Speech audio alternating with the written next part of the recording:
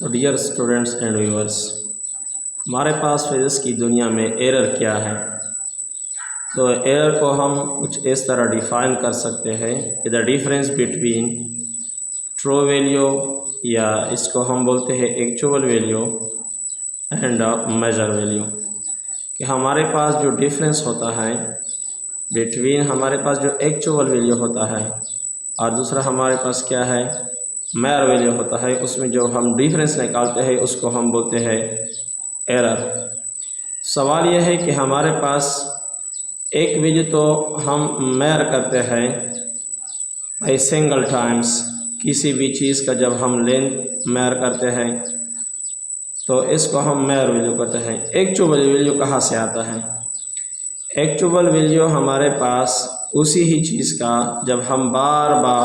बार उसको मेजर करें, यानी सिंगल टाइम नहीं, हम इसको रिपीट करें मेनी टाइम्स,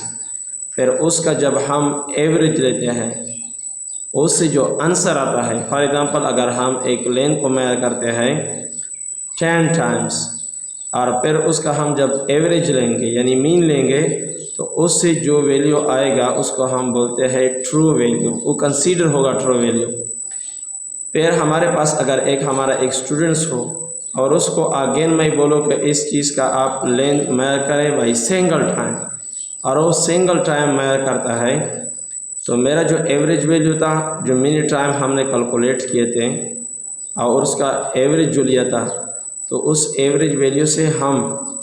उस स्टूडेंट का जो एक सिंगल टाइम है मेजरमेंट उसको माइनस करते हैं, तो जो डिफरेंस आता है उसको हम बोलते हैं एरर।